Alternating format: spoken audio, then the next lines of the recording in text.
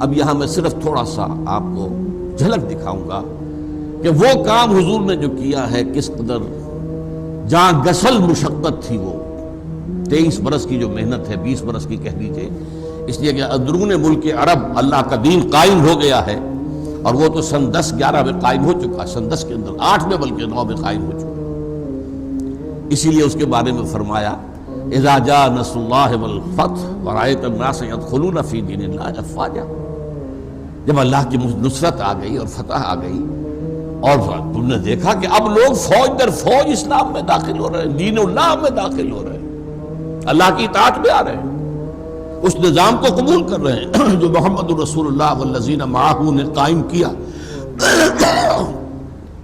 اس کا آپ ہلکا سا نقشہ جو ہے خود اپنے ذہن میں لے آئیے، کیا کیا اس کے اندر حضور کو مشکلات پیش آئیں، کیسی کیسی قربانیاں دینی پڑی، سینکڑوں صحابہ کو جانیں دینی پڑی، جامِ شہادت نوش کرنا پڑا، حضور زخمی ہوئے، 2 مرتبہ آپ کا خون جو ہے وہ مٹی میں جذب ہوا ہے، فاقے آئے ہیں، 3 سال کی نظر بندی ہوئی ہے شیب بنی ہاشم کے اندر۔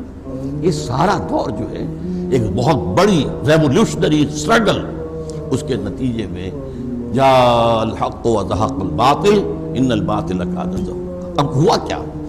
پورا نظام زندگی اللہ کی اطاعت کے تابع ہو گیا، سیاست بھی اسی کے مطابق ہوگی، معیشت بھی اسی کے ہوگی، سود حرام ہے، جوا حرام ہے، منشیات کا معاملہ حرام ہے، اور جنسیات کے حوالے سے کمائی حرام ہے، وغیرہ وغیرہ۔ یہ سارا نظام جو ہے وہ قائم ہو گیا، اور عصمت و عفت کی حفاظت اور شرم و حیا اور خاندانی نظام کی مضبوطی، یہ نظام قائم ہو گیا، دین قائم ہو گیا، اور اس کے تابع مذہب بھی ہو گیا خود بخود۔ یہ ہے اچیومنٹ ہسٹوریکل، جس کے بارے میں اب میرے پاس وقت نہیں ہے، ورنہ میں گواہی آپ کے سامنے پیش کرتا کہ بڑے بڑے جو ہیں اسکالرز انہوں نے کہا ہے کہ تاریخ انسانی کا عظیم ترین انقلاب محمد نے برپا کیا صلی اللہ علیہ وسلم۔ ایم این رائے، لینن کا ساتھی، لینن کا دوست اور بہت بڑا کمیونسٹ، اس نے تقریر کی تھی لاہور میں 1920 میں، اور کتاب اس کی اب بھی چھپتی ہے انڈیا کے اندر، ہسٹوریکل رول آف اسلام۔ تاریخ انسانی کا عظیم ترین انقلاب وہ تھا جو محمد نے برپا کیا، اور آپ نے ابھی سنا ہوگا 20-25 برس پہلے کی بات ہے، یہ تو دی 100 کتاب جو چھپی، A selection and gradation of the 100 most influential personalities of human history۔ تاریخ انسانی میں جن شخصیتوں نے دھارے کا رخ موڑا ہے، اکثر لوگ تو دھارے میں بہتے ہیں، جو نظام ہے اسی میں بہہ رہے ہیں، چلے جا رہے ہیں، جدھر ہجوم جا رہا ہے ادھر جا رہے ہیں، لیکن کچھ لوگ ایسے ہوتے رہے ہیں جنہوں نے رخ موڑا ہے، نہیں نہیں یہ غلط جا رہا ہے، یوں کرو۔ تو ایسے 100 آدمیوں کو سلیکٹ کر لیا پوری ہیومن ہسٹری سے، پھر گریڈیشن قائم کی کہ ان میں سب سے زیادہ کون، ان سے اس کے بعد کون، اس کے بعد نمبر 1 پر لایا حضور کو صلی اللہ علیہ وسلم، حالانکہ عیسائی ہے، حضرت عیسیٰ کو نمبر 3 پر لے گیا، نمبر 2 پر نیوٹن ہے، بابا فزکس۔ آج ساری ٹیکنالوجی، سارا جو کچھ ہے، اس کا بابا جو ہے وہ تو وہ نیوٹن ہے، طبیعیات کا جو ہے موجد سمجھ گئے۔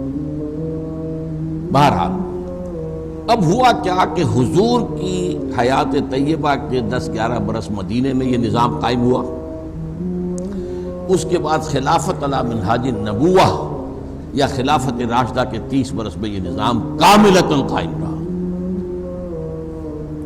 حکومت اللہ کی، قانون اللہ کا، شریعت نافذ، اور حکمران مشورے سے منتخب ہوگا، یہ موروثی نہیں ہوگا، یہ بادشاہت نہیں ہے، یہ سارا معاملہ جو ہے، اور امرہم شورا بینہم سے معاملات طے ہوں گے، اتھارٹیرین نظم نہیں ہوگا، یہ ساری چیزیں جو ہیں، یہ 40 برس جو ہیں اس کے اندر ہمارا وہ سنہری زمانہ ہے جس کے اندر کہ دین ایک رہا۔ اس کے بعد حادثہ کیا ہوا؟ ایک یہودی سازش کے نتیجے میں انٹرنل سیبوٹاج ہوا، عبداللہ ابن سبا کی تحریک کے نتیجے میں مسلمانوں کو آپس میں لڑا دیا گیا۔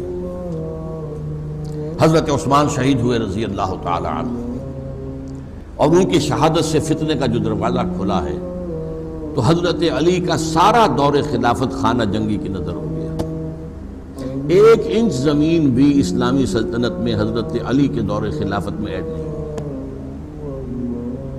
آپس میں لڑ رہے ہیں۔ 1,00,000 آدمی ہلاک ہو گئے ایک دوسرے کے تیروں سے اور تلواروں سے اور نیزوں سے۔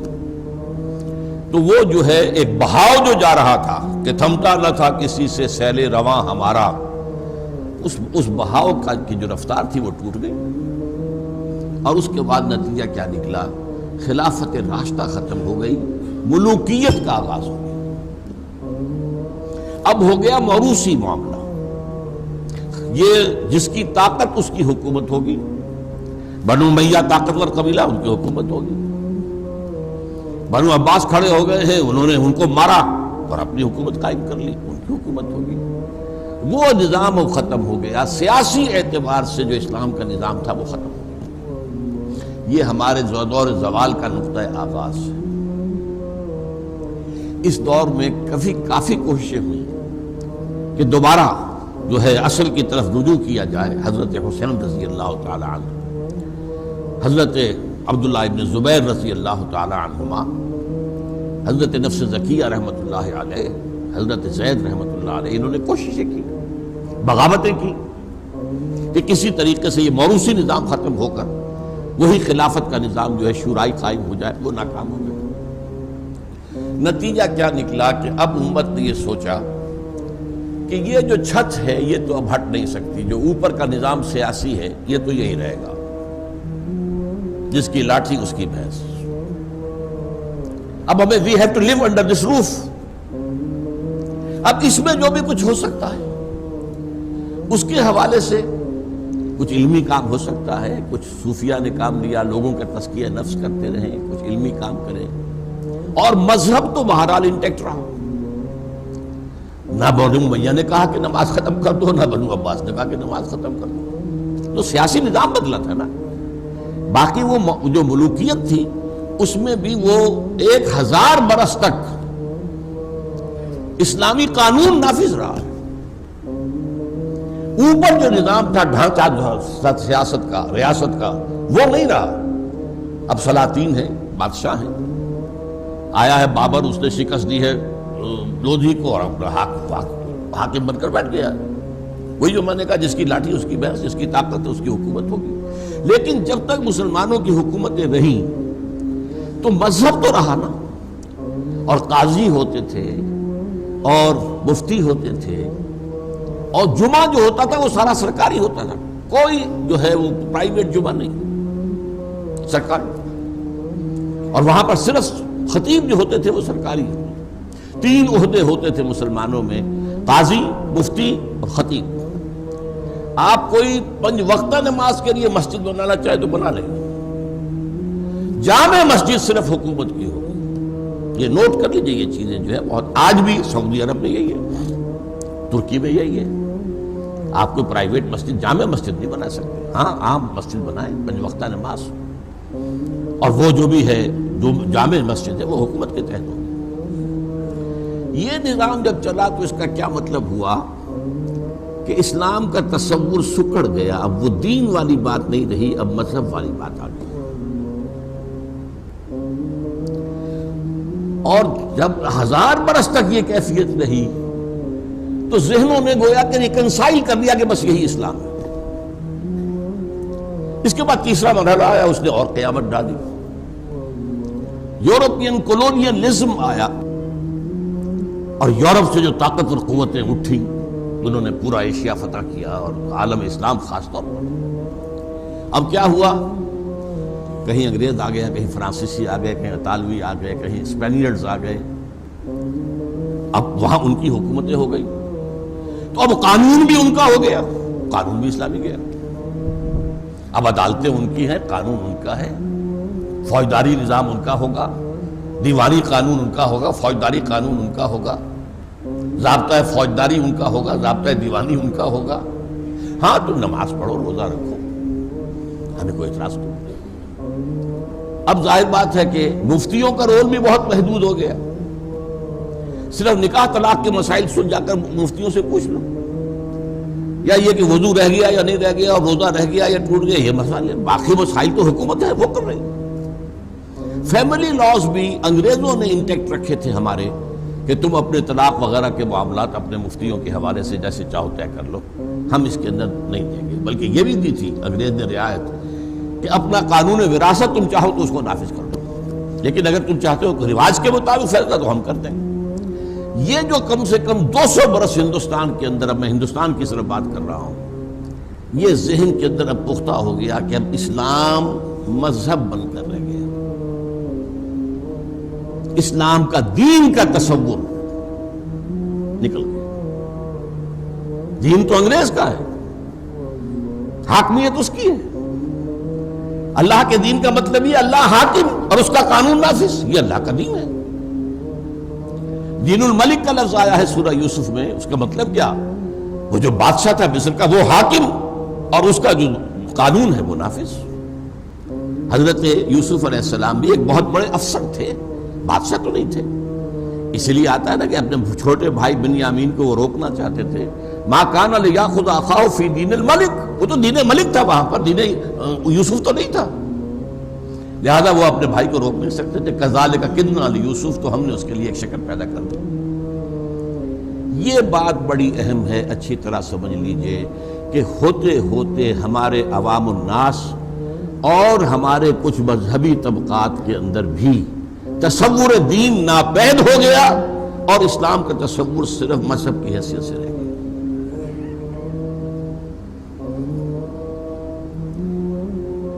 اس کے بعد اب ایک دور آیا، اس جو کولونیل رول آیا تھا اس کے خلاف بغاوتیں بھی کی مسلمانوں۔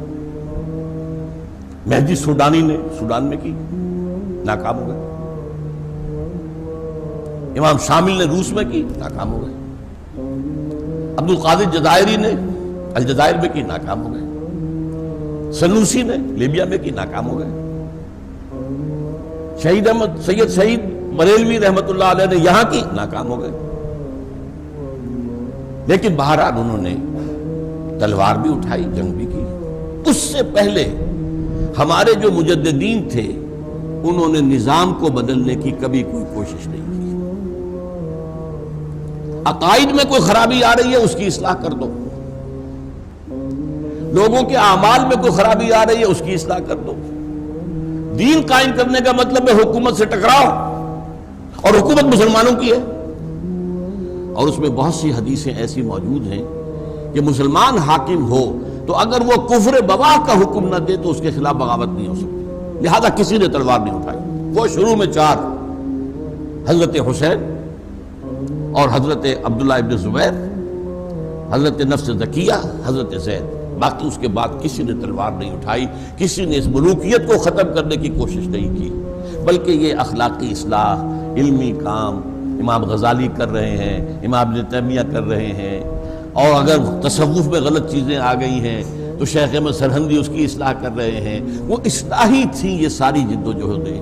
البتہ جب کولونیل رول ختم ہوا تو ہمیں یاد آیا کہ بھائی ہمارا بھی تو ایک نظام تھا نا، جب تک ہم دبے ہوئے تھے وہ تو بات اور تھی، اب چلا گیا انگریز یا جا رہا تھا، تو جیسے جیسے یہ کولونیل بستر جو ہے لپٹا ہے تو ایک بیداری پیدا ہوئی کہ اسلام ایک نظام ہے، ہمیں اپنا نظام قائم کرنا چاہیے۔ یہ بالکل صحیح سوچ، بالکل صحیح جذبہ، اور یہ پورے عالم اسلام میں پیدا ہوا۔ اور اسی وقت کچھ لوگ سامنے آئے جنہوں نے اس تصور کو زندہ کیا کہ اسلام مذہب نہیں ہے، اسلام دین ہے، اور دین وہ ہوتا ہی تب ہے جب کہ وہ غالب ہو، جب مغلوب ہوتا تو مذہب ہو جاتا۔ امریکہ میں بھی مذہب موجود ہے، بھارت میں بھی مذہب موجود ہے، دین نہیں۔ دین کا سوال اگر اب آپ اٹھائیں گے تو اس کا مطلب بغاوت کر رہے ہیں وہاں کے نظام کے خلاف۔ ویسے آپ تبلیغ مذہب کی کرتے رہیں، نماز روزے کی نصیحت کرتے رہیں، آپ جو چاہیں کریں، لیکن مذہب کے معاملے میں آزادی ہے، دین کے معاملے میں نہیں۔ جو بھی کہتا ہے کہ اسلام ایک نظام ہے، آج بلیر نے کھل کر یہ کہا ہے، وہ فنڈامنٹلسٹ ہے اور ان سے ہماری جنگ ہے۔ جو خلافت کا نام لیتا ہے وہ فنڈامنٹلسٹ ہے، اس کے خلاف ہماری جنگ ہے، ہم ان کو ختم کر کے رہے۔ یہ صورتحال، لیکن میں جس بات کی طرف آنا چاہتا ہوں وہ یہ ہے کہ اس کو اس خیال کو دوبارہ زندہ کرنے کا بدقسمتی سے علماء کے طبقے کے سر پر نہیں ہے، کچھ غیر عالم مفکرین، مصنفین، داعین پیدا ہوئے، ان کے سر ہے۔ ہمارے علماء نے بالعموم اسلام کو مذہب کی حیثیت سے تسلیم کر لیا، اور سارا ایمفیسس اسی پر ہے، عبادات پر ہے، سنتوں پر ہے، اور ساری چیزیں جو ہیں انہی پر ہے، باقی نظام کی بات تو نہیں کرتے، اللہ کی حکومت قائم کرنے کی بات نہیں کرتے۔ ہمارے جو مدارس چلے آ رہے ہیں ان کی تاریخ بھی یہی ہے کہ وہ اصل میں مدارس کیا تھے؟ مسلمانوں کی جب حکومت تھی تو جو چاہیے تھے قاضی، مفتی اور خطیب، ان کو پیدا کرنے کے لیے یہ نظام بنا تھا، جیسے آج کل ہوتا ہے سول سروس اکیڈمی۔ آپ کی حکومت ہے، آپ کو چاہیے نا، آفیسرز چاہیے، سی ایس پی والے چاہیے، اور پروونشل سروس کے لیے چاہیے، مختلف کارڈرز کے لیے چاہیے، ان کے لیے امتحانات لیتے ہیں، ان کے لیے پھر ٹریننگز ہوتے ہیں، ان کے لیے انسٹیٹیوشنز ہوتی ہیں۔ تو یہ سارا نظام جو تھا اصل میں، جس کو ہم کہتے ہیں اسلامی نظام تعلیم، یہ حقیقت میں مسلمان حکومتوں کے دور میں اس وقت کی جو ضروریات تھی، قاضی، مفتی، خطیب، خطیب بھی سرکاری بے رول پر ہوتا تھا حکومت میں، اور ان کے لیے تیار، تو وہ نظام اس کو لے کر چل رہا ہے۔ اس نظام کے اندر وہ بات تو موجود ہے جو ہمارے مجددین کا کام تھا کہ کوئی فتنہ ہو کھڑے ہو جائے، فتنہ انکار حدیث اٹھا، علماء کھڑے ہو گئے اس کو رد کرنے کے لیے، اور فتنہ ختم نبوت جو ہے اس کو ختم کرنے کے لیے غلام احمد قادیانی آیا، علماء سامنے آ گئے۔ تو مذہب، عقائد، عبادات، ان کی تحفظ کے لیے تو علماء کھڑے ہوتے ہیں اور محنت کرتے ہیں، اور آج ایک بہت بڑی تحریک تبلیغی جماعت کی اسی مذہبی تصور کو لے کر چل رہی ہے، بڑے ایک حرکی تصور کے ساتھ۔ وہ بہت یوں سمجھیے کہ اس کے اندر حرکت ہے، اس میں جو ہے ایک جوش ہے، اور وہ کام کر رہے ہیں۔ لیکن یہ تصور کہ اسلام دین ہے، اس کا سب سے پہلے آپ کو سراغ ملے گا علامہ اقبال کے ہاں۔ اب وہ نہ مولوی تھا، حالانکہ اس کی تعلیم بنیادی طور پر بہت اس کے تعلیم و تربیت کے اندر مذہبی دخل حاصل تھا، لیکن بعد میں جب وہ گیا ہے انگلینڈ، اور وہاں اس کی جو قلب ماہیت ہوئی ہے، مسلمان کو مسلمان کر دیا طوفان مغرب نے، وہ وہاں سے واپس آیا ہے، تو اب وہ اسلام بتیت دین کا علم بردار بن کر کھڑا ہوا۔ دی ہاتھ سے دے کر اگر آزاد ہو ملت، ہے ایسے تجارت میں مسلمان کا خسارہ۔ دین ہمارا اسلام جو ہے دین ہے، صرف مذہب نہیں۔ باقی بعض علماء نے کہا تھا انگریزی عہد میں کہ ہمیں مسلمانوں کو کوئی ایسا کام نہیں کرنا چاہیے کہ ہمارے انگریز حکمرانوں کو تشویش ہو جائے، کیونکہ انہوں نے ہمیں مذہبی آزادی دے رکھی ہے۔ اس پر فقرہ چست کیا تھا اقبال نے۔ ملا کو جو ہے ہند میں سجدے کی اجازت، ناداں یہ سمجھتا ہے کہ اسلام ہے آزاد۔ اسلام کہاں آزاد ہے؟ کہاں اسلام کا قانون؟ کہاں اسلامی حدود؟ کہاں اسلامی تعزیرات؟ کہاں اسلام کا نظام؟ سود بدترین گناہ ہے، اس سے بڑا کوئی گناہ ہے ہی نہیں، اس پر سارا نظام چل رہا ہے، کہاں اسلام؟ یہ تو مذہب ایک حیولہ ہے، مذہب ہے، اس میں عبادات ہیں، عقائد ہیں، ٹھیک ہے، اور رسومات ہیں، عیدین بھی منانی ہے، اگرچہ ہم نے ایک تیسری عید کا بھی اضافہ کر دیا ہے جس کا کوئی ثبوت صحابہ سے نہیں ہے، سلف صالحین سے نہیں ہے۔ عید الاضحیٰ، عید الفطر، عیدین ہے، مناؤ، بچوں کا عقیقہ کرو، شادی ہوگی تو ایجاب و قبول ہوگا، کوئی فوت ہوگا اس کو دفن کیا جائے گا، کفن دیا جائے گا، یہ سارے کام کرو۔ اس کی آزادی آج کی دنیا بھی آپ کو آزادی دیتی ہے، کرو۔ بدترین دشمن اسلام کے وہ بھی آزادی دیتے ہیں، کرو۔ لیکن اسلام بحیثیت دین یہ ہمارے ذہنوں سے، ہمارے عوام کی 99% اکثریت کے ذہنوں سے نکل چکا، اور ہمارے علماء جو ہیں، روایتی علماء، وہ جو میں ابھی رینڈ کارپوریشن کے حوالے سے کہہ رہا تھا کہ ایک فنڈامنٹلسٹ ہے جو اسلام کو نظام سمجھتے ہیں، اور ایک ٹریڈیشنلسٹ ہیں، روایت پسند، وہ جو قال اللہ و قال رسول مدارس میں کر رہے ہیں، تو ان کا تصور جو ہے اس کے اندر وہی مذہب کا تصور ہے، اس کی دفاع کے لیے وہ کھڑے ہو جاتے ہیں، اور اس کے لیے بڑی تحریکیں بھی چل جاتی ہیں۔ چل سکتی ہیں، قربانیاں بھی دیتے ہیں، لیکن اسلام کو بحیثیت دین دوبارہ قائم کرنے کی طرف ان کی توجہ نہیں ہے۔ اس کے لیے یہ کہ جب اقبال نے آواز اٹھائی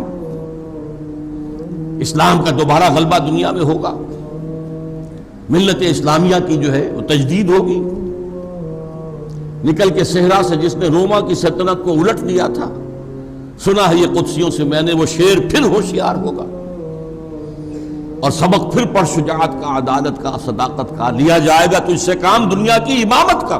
مسلمان کا کام ہے دنیا کی امامت، اللہ کا ماننے والا وہ ہے، اللہ کا نائب وہ ہے، دنیا کی امامت اس کا حق ہے، نہ کہ کفار کا اور مشرکین کا اور ملحدین کا۔ یہ جو جذبہ تھا اس نے پھر پورے عالم اسلام میں شکلیں اختیار کی تحریکوں کی، کہ اسلام کو ایک نظام کی حیثیت سے قائم کرنے کی جد و جہد کی جائے۔ انڈونیشیا میں مسجوبی پارٹی کا نام آپ نے سنا ہوگا، بہت بڑی پارٹی تھی۔ یہ جو ہندوستان تھا جو اب پاک و ہند جسے ہم کہتے ہیں، اس میں جماعت اسلامی مولانا مودودی کھڑے ہوئے اسی بات کو لے کر۔ اس سے پہلے ابوالکلام آزاد کھڑے ہوئے تھے، حزب اللہ 1913 میں قائم کی تھی، اخوان المسلمون کھڑے ہوئے مصر کے اندر۔ ان تحریکوں نے کام کیا اور اس کا اثر آج کیا ہے کہ مسلمانوں کے پڑھے لکھے طبقے میں اب ایک بڑی کثرت کے ساتھ یہ بات پھیل چکی ہے کہ اسلام ایک نظام ہے۔